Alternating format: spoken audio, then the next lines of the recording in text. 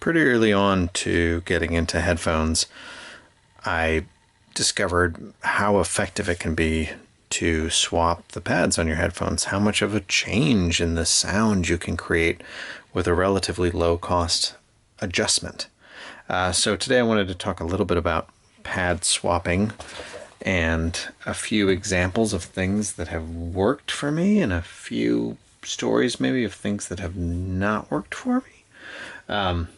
So let's just start by talking about pads and what the factors are to consider when you're going to do some pad swapping. So pads, or as Kinnerton calls them, ear cushions, which I like very much.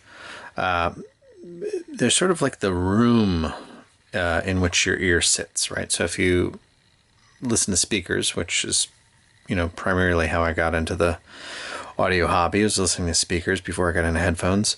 There's a lot of talk about room treatments and speaker placement and, sort of what sort of refractive surfaces you have in your room and how you deal with sound traps and bass traps. And, do you put out a rug? Do you hang a wall treatment? Do you move your speakers off the wall, against the wall? And that's sort of what pads are doing, right? They're creating an environment in which the speaker and your ear will share space. And so it sort of makes intuitive sense that they're going to have a pretty big impact on what the sound is.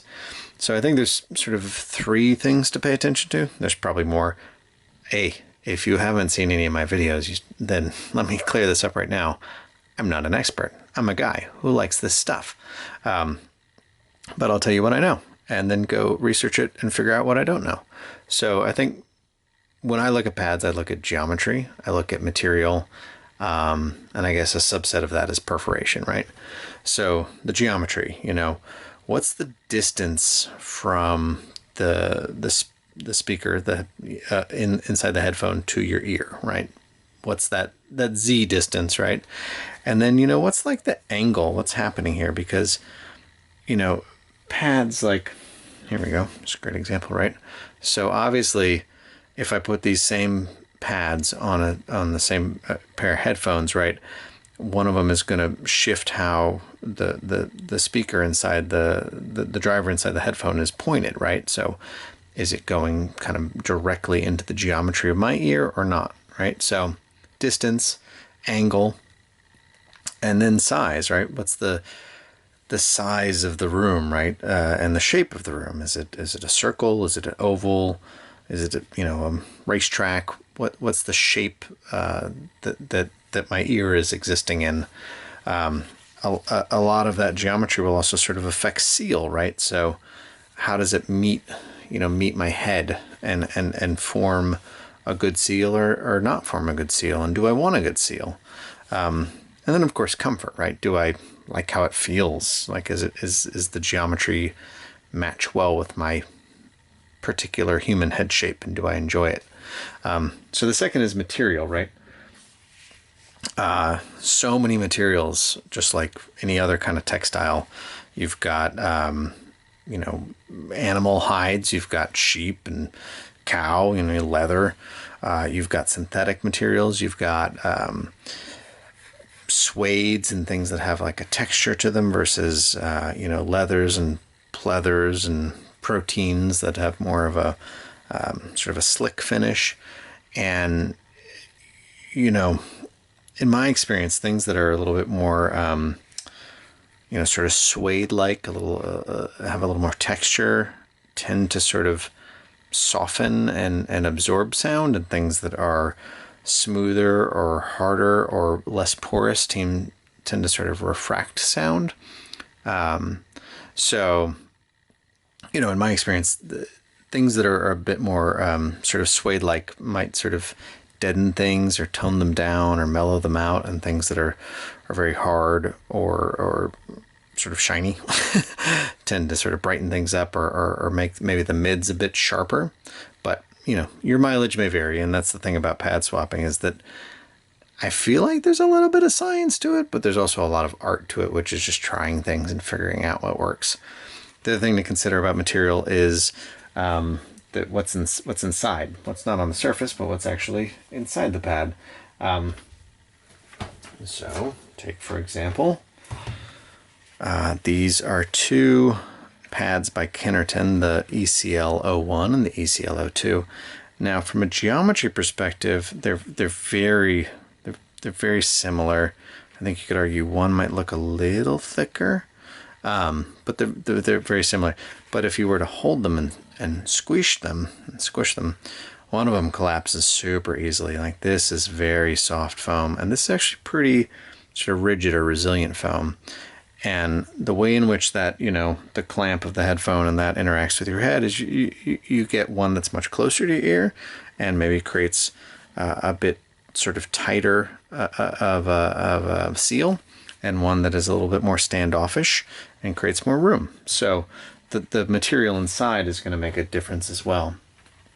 And then the last thing is just, you know, a matter of perforation. So a non-perforated pad is going to seal a bit tighter, and a perforated pad is going to allow air to escape. And when air pressure escapes, it's maybe going to reduce the bass impact, right? You're going to get, you know, sound is air, right? And when you feel that big sort of dynamic thud in, say, a closed back headphone, you know, that's because the air is being forced in your ear and you're sort of getting that impact. So why would you want to reduce the bass? Well, maybe something's getting a bit too swamped in bass, or a bit overwhelming, or it's just uncomfortable to listen to for long periods.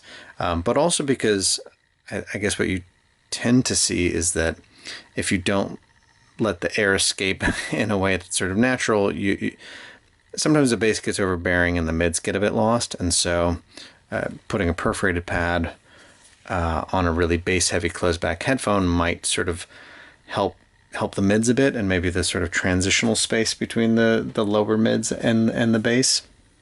I don't know.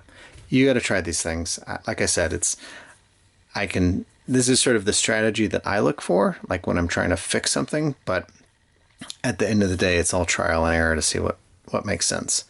All right, so let's talk about a couple of stories. I did a review of these guys. This is the Beyerdynamic DT880 600 ohm, my balanced variant. I really enjoy these headphones. I think they punch way above their price class, especially when you can properly power them. They really need to be properly powered. I actually just had an experience with them very recently where I had been listening to them on one amp, and I thought they sounded pretty good, and then I got out an amp that had a bit more drive, and they sounded so much better. And it's not a thing where like you keep turning up the volume and it keeps getting louder. It's more like you keep turning up the volume and it keeps getting better. Anyway, I'll link to that video. But one of the things that's always driven me crazy about these and about Beyerdynamics in general, and I haven't tried them all, obviously, but is that they can get a little thin on top. They can feel a little light, a little dry to my ear. I sort of lean, I like something a little warmer, a little more natural. They got all the detail in the world. They got a lot of space. They're very fun and dynamic. So I tried a bunch of things, and where I ended up was with these Tacony, which if you guys don't know Tacony, which you probably do, but if you don't, one of the better aftermarket pad manufacturers out there. Tacony, what do they call it? Finserated, which is a fancy word for perforated. These are their elite sheepskin ear pads. And you can see there's a bunch of things to observe here. So one, the geometry is totally different, right? This is a pretty shallow cup, and it's also rolled on both sides, which I think lets some air move around, whereas these are kind of blocky and sort of create a much better seal. But they are perforated, so the seal doesn't get overly emphasized. And some of the other things I tried, like some of the ZMFs and some of the Kennertons and some other things I had laying around, they just destroyed the sound. They just smashed it, made it really muddy, really boring. But these do bring that bit of warmth and bass and weight that I was really looking for. They make things a bit smoother, a bit softer. They just sort of take the edges down a bit in a good way. But you're trading something. This doesn't make this headphone perfect, unfortunately, or I'd just be singing their praises.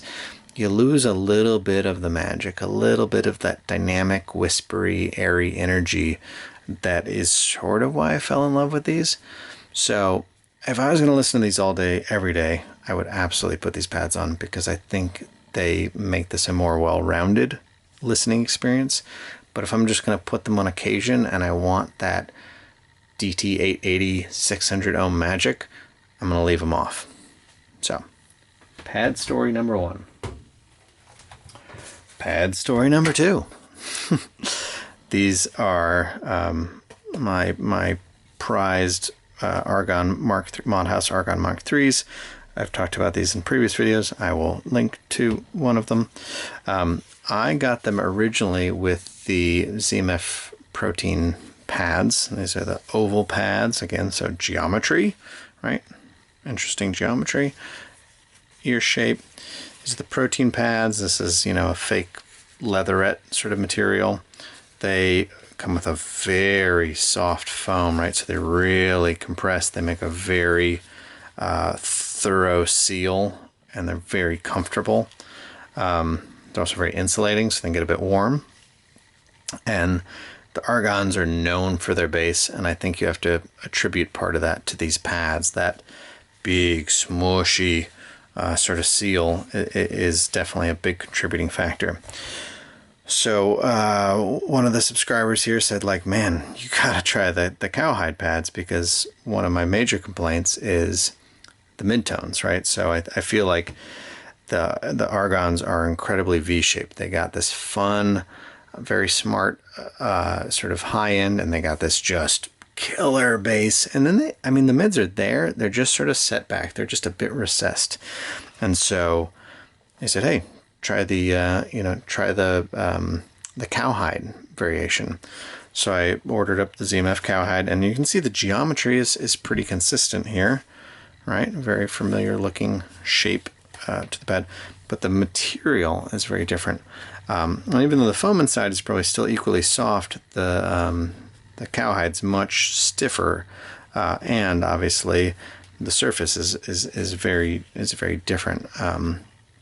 And so I popped these things on, and sure enough, as promised, I felt like the mids really came forward. There became some space around them, so they used to be sort of sunk and set back, and to search for them, and they sort of came forward, and they became sort of crisper. And I think the lows also, the bass got a lot more sort of tidy, a lot more cleaned up. It can be a bit boomy on these, or just deep all the time.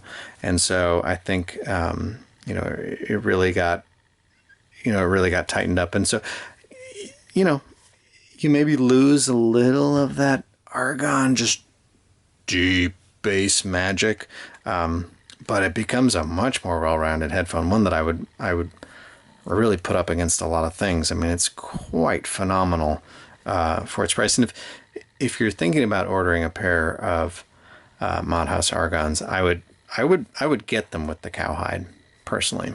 I think on his site he sort of mentions that the protein is the fan favorite for that Argon sound, and I guess that's fair to say, right? For that Argon super bassy sound, that's probably what you want. But okay, so we'll do a little sidetrack for a slight cautionary tale. Not all pads are easy to swap. These are from my LCD2Cs, which I no longer have. I just keep these around to make me sad. But Audeze uses like a tape backing to attach their pads, which is not cool. And so before you get into, if you're looking at your pair of headphones and you're saying, do I want to swap pads? See how they're put together. The Argons, you would think, these T50s, you'd think by looking at them that like you can't really swap them because they have this little tiny channel, but you can. And when you take one off, you're like, oh God, I'll never get anything back on there. But you can, and it works out. And the Bears are super easy to swap, and the ZMFs are obviously very easy to swap. So anyway, just take a moment to assess what you're about to rip off before you just go ripping off pads. All right, story number 3. This video is getting much longer than I anticipated, so I assume you've all tuned out. So I'll just talk to myself now. All right, these are ZMF Vérité Closed in the monkey wood. I went to these after the icons, and I was sort of chasing the best of the ZMF sound, and I have a video on these versus the I don't even remember. Anyway, I have Vérité Closed video I'll send you all, or I'll link to. Check it out if you're interested in these. But when I originally got these, I was very much on the fence as to whether they were a headphone that I would want to keep around or like long term. They've been around, and I do like them, and I am keeping them long term. But they come with the Auteur solid leathery pads. And then I guess you can choose whichever other one, but I guess a lot of people go for the Universe pads. And, you know, I swap these back and forth, and all my initial listening experiences with this headphone was like painfully revealing and just very flat and sort of, I was like, you can't argue with the detail. It's there, it's brilliant, but I don't like it. And so I went on the forums, the internets, and I found that a lot of people were swapping for, maybe not a lot of people, but some people were swapping for the Icon suede pads to sort of pull back that Vérité intensity. And that's what I have here. And you can see there's a bunch of interesting things. The geometry is deeper. And so I think what we get, right, when we push the driver away from your ear, I think that makes it harder to get a really like flat and consistent tonal response. So if that's what you're after, maybe don't do this. But you get that better sort of like sound stage, the better head staging, right, where it sort of feels a bit airier, removed. You get more depth in the sound, right? So boom, that was a nice relief to get just a little more space, a little more breathing room for the instrumentation. Gone to a suede here versus a leather or pleatherette, which sort of soften things, tone them down. The foam's a little stiffer. It sort of stays off the ear, which felt a little less intense to me. So all in all, these pads turned this from a headphone that I was sort of on the fence about to one that I really love and enjoy listening to on a regular basis. All right. Anyway, I think I sort of got into this earlier with the LSA HP-1, Kennerton Tech, maybe, we don't know.